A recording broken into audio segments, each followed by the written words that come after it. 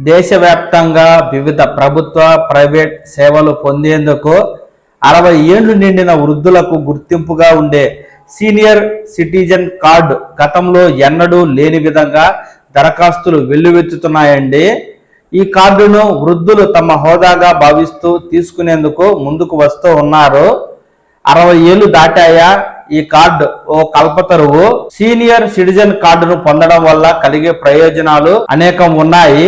ఆ తర్వాత దివ్యాంగులు, వృద్ధుల సంక్షేమ శాఖ కార్యాలయాలకు దరఖాస్తులు వెలువెత్తుతున్నాయి. ఫిజికల్ గా దరఖాస్తులు తీసుకుని కార్డులు అందించడంలో జాప్యం అవుతుండటంతో ఇటీవలే కూటమి ప్రభుత్వం ఈ కార్డును డిజిటల్ గా అందించేందుకు చర్యలు తీసుకుంది. గ్రామ, వార్డు సచివాలయాల్లో కొత్తగా సర్వీస్ తీసుకువచ్చింది.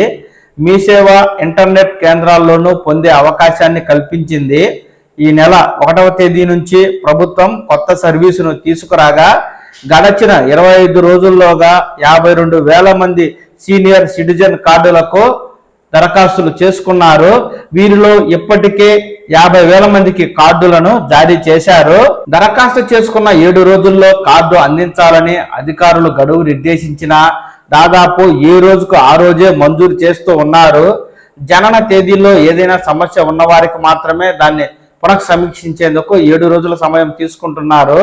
మరింత వేగంగా అందించేందుకు త్వరలో మనమిత్ర వాట్సాప్ సేవల్లోనూ అందుబాటులోకి తెచ్చేందుకు అధికారులు చర్యలు తీసుకుంటూ ఉన్నారు.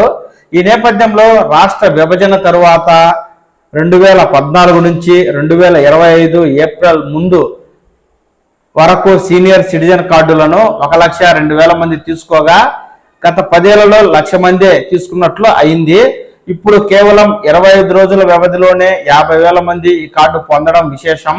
ఇతర దేశాల్లో ఉండే రాష్ట్రానికి చెందిన వారు కూడా సీనియర్ సిటిజన్ కార్డు గురించి వాకప్ చేసి దరఖాస్తు చేసుకుంటున్నారని అధికారులు చెబుతూ ఉండగా గత 10 ఏళ్లలో 1,00,000 మంది వరకే సీనియర్ సిటిజన్ కార్డులు తీసుకుంటే ఎన్నడూ లేని విధంగా ఒక్క 25 రోజుల్లోనే 52,000 మంది దరఖాస్తు చేసుకుంటే 50,000 మందికి పైగా ఈ సీనియర్ సిటిజన్ డిజిటల్ కార్డును మంజూరు చేయడం రాష్ట్ర చరిత్రలోనే ఒక హిస్టరీగా చెప్తున్నారండి.